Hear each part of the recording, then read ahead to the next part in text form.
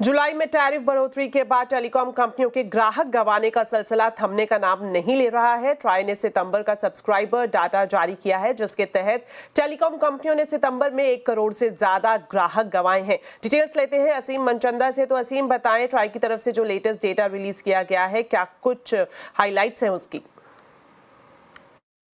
Telecom कंपनियों ने जुलाई में अपने टैरिफ में बढ़ोतरी की थी। ये बढ़ोतरी प्रीपेड और पोस्टपेड दोनों के अंदर हुई थी। 10% से लेकर के 25% तक टैरिफ बढ़ाए गए थे और उसके बाद से टेलीकॉम कंपनियों के ग्राहक खोने का सिलसिला जारी हो गया। अगर मैं जुलाई की बात करूं तो जुलाई में टेलीकॉम कंपनियों ने करीब 38 लाख ग्राहक गंवाए थे। उसके बाद अगस्त में टेलीकॉम कंपनियों ने करीब 80 लाख ग्राहक गंवाए और आज टेलीकॉम रेगुलेटर ट्राई ने सितंबर का डेटा जारी किया है। टेलीकॉम कंपनियों ने सितंबर में 1 करोड़ से ज्यादा ग्राहक गंवाए हैं।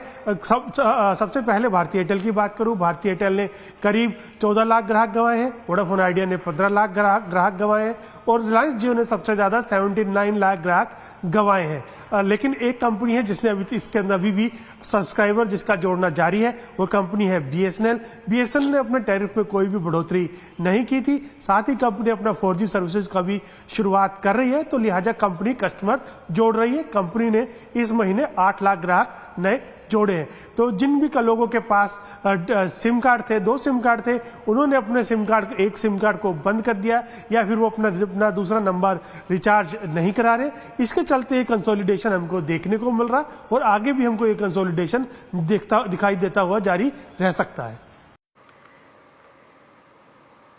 शुक्रिया असीम इस पूरे अपडेट के लिए। महाराष्ट्र चुनाव के नतीजे आने में अभी देर है, लेकिन इससे पहले महाराष्ट्र में मुख्यमंत्री को लेकर घमासान शुरू हो गया है। महाराष्ट्र कांग्रेस के अध्यक्ष नाना पटोले ने दावा किया है कि महाराष्ट्र में महाविकास आघाड़ी की जीत होने वाली है और इसमें ज्यादातर कांग्रेस के विधायक चुनकर आने वाले हैं। महाराष्ट्र में सरकार कांग्रेस के नेतृत्व में बनेगी, यानी सीएम कांग्रेस का होगा।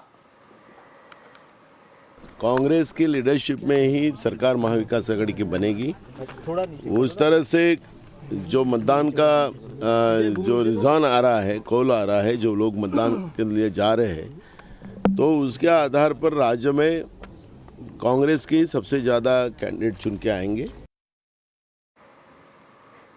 तो नाना पटोले के इस बयान पर शिवसेना उद्धव ठाकरे गुट की तरफ से भी जवाब सामने आया है। संजय राउत ने कहा है कि सीएम का नाम बड़े नेता तय करेंगे, नाना पटोले नहीं। नहीं, मैं ये नहीं मान लूंगा और कोई नहीं मानेगा कि महाविकास आघाड़ी की सरकार हम बैठकर तय करेंगे। अगर नाना पटोले जी ने ऐसा कहा है और नाना पटोले जी को कांग्रेस हाईकमांड ने कहा है कि आप मुख्यमंत्री बन रहे हो, तो राहुल गांधी, प्रियंका, सोनिया, खड़गे साहब ने इस प्रकार से ऐलान करना चाहिए। वहीं दूसरी तरफ महायुति में भी हलचल बढ़ी हुई दिखाई दे रही है। महाराष्ट्र के डिप्टी सीएम देवेंद्र फडणवीस और आरएसएस प्रमुख मोहन भागवत की मुलाकात हुई है। कल महाराष्ट्र में हुए मतदान के दौरान वोटिंग के लिए मोहन भागवत और फडणवीस नागपुर में मौजूद थे और वोटिंग के बाद दोनों की मुलाकात हुई। चुनाव के बाद हुई इस मुलाकात के अलग अलग मायने निकाले जा रहे हैं।